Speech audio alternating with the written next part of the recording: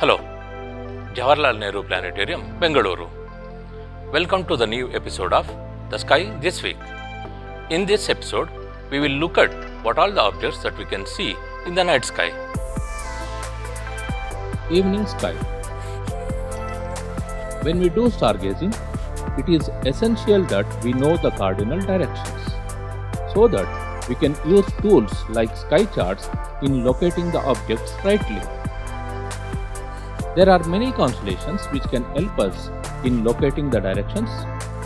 One such important group of stars is Saptarishi Mandala, made of 7 bright stars. We can easily identify this group of stars in the night sky. These 7 stars are part of much larger constellation known as Ursa Major. Using these 2 stars of Saptarishi Mandala, we can locate the pole star or Polaris. Hence, identify this as cardinal north.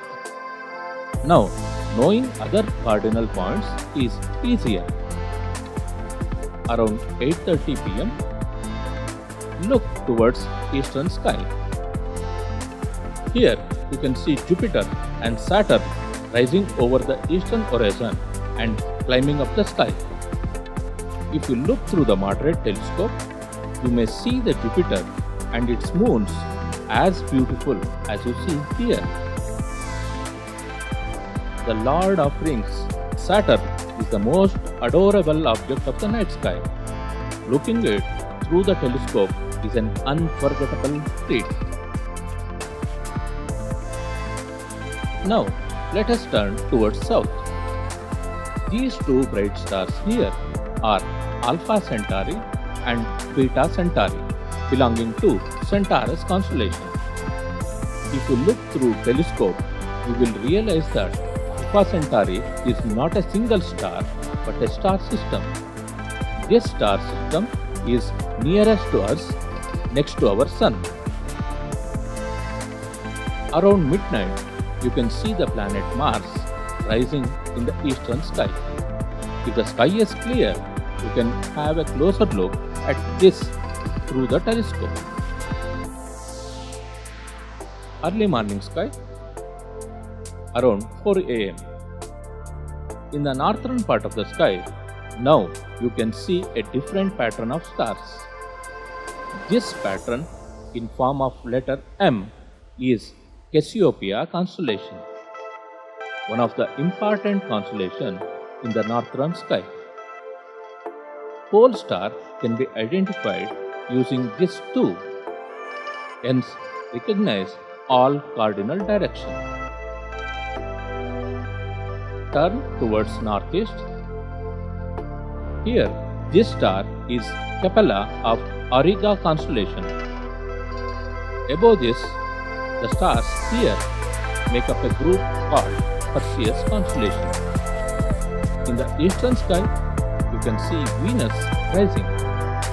This is brightest in this week. This star is Aldebaran, belonging to Taurus constellation.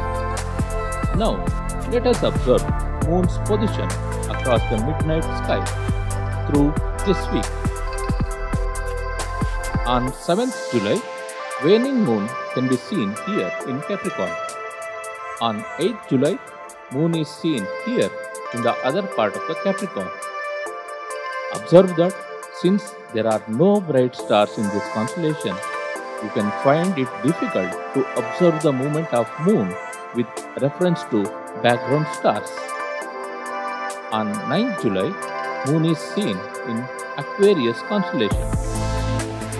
On 10th July, moon can be seen here near Lambda Aquarii.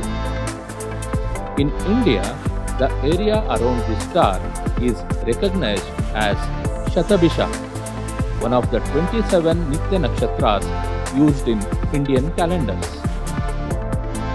On July 11th, moon is seen moved across Lambda Aquarii towards Mars.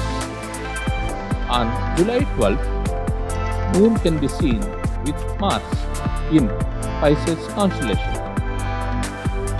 This week, you can expect to see a guest just before the dawn. Comet Neowise can be seen near the horns of the Taurus, the bull.